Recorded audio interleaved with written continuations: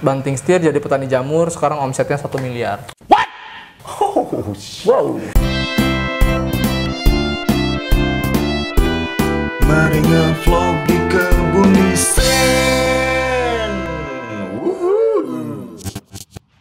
Halo, selamat datang di Kabar Bisnis. Seperti biasa, di Kabar Bisnis ini kita punya informasi-informasi menarik ataupun inspiratif sekitar dunia bisnis. Ya. Tapi sebelumnya, kita mau jelasin dulu, ini channel apaan sih gitu. Jadi channel ini adalah channel edukasi bisnis, marketing, dan juga dunia desain grafis. Betul. Dan Kebun Desain ini merupakan studio desain grafis yang melayani jasa branding, juga jasa desain grafis, pembuatan seperti desain logo, desain kemasan, dan cetak kemasan. Kayak gini ya. Ya. Jadi kalau teman-teman pengen bikin desain logo, desain kemasan, itu bisa langsung kontak nomor WhatsApp yang ada di deskripsi. Siap! Cetaknya juga bisa ya, kayak gitu. Oke, ada informasi apa nih di hari ini? Oke, kita akan melihat informasi yang memotivasi mudah-mudahan. Oh gitu ya. Ini cerita tentang petani jamur. Oke, petani jamur. Yang awalnya dia adalah mantan PNS. Nani? Oh, tadinya PNS ya? Ja mantan PNS, banting setir jadi petani jamur, sekarang omsetnya 1 miliar. What? Oh, wow, 1 miliar. Ya, 1 miliar. Itu berapa kali dia gaji ya? Iya, betul. Pertanian jamur. Nani? Pertanian jamur ini memang ternyata cukup menjanjikan katanya sih sebagai ladang bisnis. Jadi budidaya berbisnis jamur menarik hati pria bernama Helmi Nurjamil. Oke. Yang sebelumnya bekerja sebagai pegawai negeri sipil Jadi dia awalnya ini pegawai negeri sipil, kemudian dia berkecimpung ke dunia usaha jamur ya. Iya. Jamur. Kini setelah resign dari PNS tahun 2020, dia yang saat itu berusia 32 tahun fokus untuk mengembangkan bisnisnya dengan nama PT. Woi, langsung bikin PT. PT-nya Halwa Farm Sinergi Indonesia, atau lebih dikenal Jamur Halwa. Bisnisnya yang memiliki jargon petani jamur milenial kini terus berkembang dan beromset mulai dari 700 juta hingga 1 miliar Surprise, motherfucker. Per apa nih, per bulan, per tahun? Nah, ini kan dikatakan, kita harus baca lagi nih ya. Omset sekarang kita di angka 700 juta sampai 1 miliar per bulan. Oh. Damn. Per bulan Ternyata per bulan ya? Iya, per bulan. Yang pantesan dia resign dari PNS. Itu omset dia per bulan, berapa gaji dia setahun? Iya. Berapa gaji dia beberapa tahun gitu ya? Kita jadi termotivasi nih. Dilanjutkan lagi, Helmi mengungkapkan bisnisnya ini memang diisi dan diolah oleh anak-anak muda. Total karyawannya ada 50 orang. Mantap. Nah, tapi memang sih kadang-kadang ya, ketika omset kita mau gede, pasti selalu di dalamnya ada orang-orang yang banyak. Iya, jelas ya. Itu omset segitu tuh nggak mungkin satu orang gitu buat PT kayak gitu ya.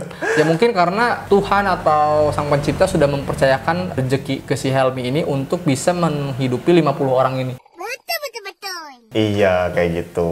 Jadi ada sebab-musababnya juga. Mungkin dia sudah amanahnya. Jadi kalau misalnya kalian mau berwirausaha dan mengembangkan bisnis kalian segede mungkin, kalian sudah amanah belum dengan titipan yang di atas? Iya, betul ya. Oke, lanjut lah. Kita rata-rata di umur 18 sampai 40 tahun katanya, yang 50 orang tadi. Awal mula akhirnya dia tertarik dengan petani jamur saat dirinya masih menjadi PNS dan melihat agrobisnis di Indonesia ini mulai menurun dan ancamannya banyak negara yang menjadi pesaing baru. Padahal potensi agrobisnis di Indonesia sangat menjanjikan. Dari situ saya berpikir berpotensi agro ini kalau dibiarkan generasi muda yang pegang alhasil Nah, jadi dia mikir nih, potensi agro ini kalau dibiarkan bukan generasi muda yang pegang, alhasil semua komoditi jadi dari luar. Jadi kita hanya jadi market aja gitu. Sementara pebisnis itu malah dari luar. Luar ya. Nah, akhirnya dia mencari komoditi apa yang memiliki resiko rendah tapi sisi demand-nya banyak gitu. Nah, ini perlu diperhatikan juga ketika kalian mau buat usaha yang berkomoditi seperti itu ya, misalnya seperti jamur seperti ini, carinya yang memang banyak permintaannya gitu. Iya, benar. Yang biar dijual tuh cepat mudah, ya, cepet habis gitu. Kayak gitu. Otomatis perputaran uangnya pun cepet. Seperti ini kan ya jamur 1 miliar tuh per bulan. Iya, kenapa sih banyak orang yang bisnis di bahan-bahan pokok ya? Karena cepat, meskipun banyak gitu ya pesaingnya, ya habis-habis juga. Habis juga karena orang membutuhkan, apalagi beras. Iya, cuman ya modalnya memang harus agak sih. Oh God! Kayak gitu biasanya. Nah, akhirnya saya dikenalkan dengan salah satu kawan saya yang sudah main jamur. Katanya jamur tiram aja, karena pertimbangannya jamur tiram ini nggak ada istilah gagal panen, karena panennya setiap hari. Wow, tuh dia juga walaupun di dalam jamur yang bahan pokok, dia cari lagi tuh spesifikasinya. Iya betul. Yang memang resiko gagalnya sedikit, tapi permintaannya tetap banyak. Nah, pada 2018 dia mulai mencoba-coba untuk budidaya jamur. Kala itu dimulai dari satu kumbung budidaya itu ada 5.000 baglog atau tuh pokoknya 5.000 ini kali ya, 5.000 tempat gitu ya. Katanya saat dicoba ternyata benar panen setiap hari. Helmi sendiri fokus ke jamur tiram katanya. Saya itu masih jadi ASN juga sambil kerja. Sebelumnya juga pernah bisnis budidaya ikan tapi nggak fokus, jadi bangkrut dan nggak bisa bertahan. Ah iya. Karena Kadang dia cabang gitu. cabang. Terus nggak fokus juga Jadi sih nggak waktu itu ya. fokus. Melihat kuantiti dan profitnya yang meningkat, Helmi mencoba untuk berkolaborasi. Nah ini juga ketika profit meningkat itu kita jangan tutup dengan yang namanya kolaborasi. Karena ada insight-insight baru atau ada wawasan baru dari orang yang diajak kolaborasi oleh kita. Gitu. Yang memang ilmu kita tidak memumpuni di situ, mereka bisa. Oke lanjut. Selain budidaya jamur dan bibitnya, masih di tahun yang sama Helmi dan timnya mulai berkembang mencoba ide-ide baru yang mengelola masih dalam jamur juga ya. Kalau kita berhenti dan di menjual jamur fresh saja, kita nggak bisa mengkrit pasar. Jadi dimana kalau panen sedikit dibilang quality lagi jelek, harga jatuh. Padahal memang panennya sedikit. Nah panen lagi banyak, lagi panen raya, harga jatuh. Jadi akhirnya saya berpikir nggak mau harus punya pasca panen juga. Produk apalagi yang sudah dikembangkan Helmi? Nah jadi mulai 2019 itu Jamu Halma mulai mengembangkan produk jadi. Mulai dari jamur kripsi, nugget jamur, wah inovasi. Oh iya. Jadi nggak hanya jual barang mentahnya, tapi hasil olahannya. Ya karena penting juga, karena kan sekarang apalagi ibu-ibu zaman sekarang ya pengennya serba instan. Iya, aku juga pernah datang ke tempat wisata kebun apel. Selain dia jualan apel mentahnya, dia juga bikin olahan apelnya kayak keripik apel. Kayak gitu. Iya nggak tahu. Bikin kayak gitunya.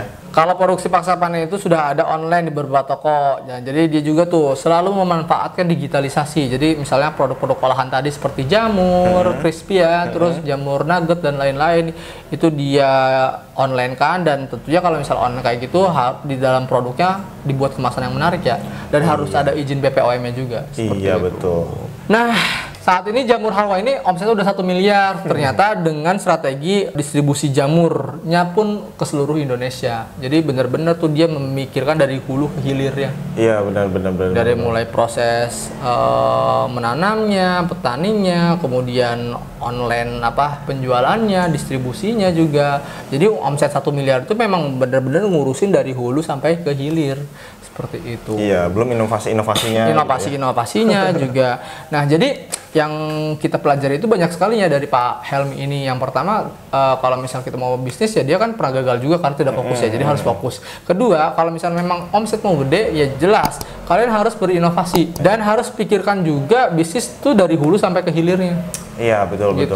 Gimana produksinya, gimana manennya, gimana cara menjualnya, gimana olahannya, kualitasnya. Dia sampai memikirkan katanya kalau misal lagi panen harga jatuh, kalau misalnya panennya kurang harganya tinggi gitu kan ya. Dia bisa mengakali itu hingga harganya stabil gitu ya. Oke, itu ya, mudah-mudahan bermanfaat. Kalau suka video ini silahkan di like, di komen, di subscribe, karena video ini itu menginspirasi banget sama ngasih pengetahuan yang baru gitu ya, bikin kita semangat buat bisnis juga. Betul. Jangan lupa di share. Betul kayak gitu. Oke, thank you, sampai jumpa di vlog kita selanjutnya. Bye bye.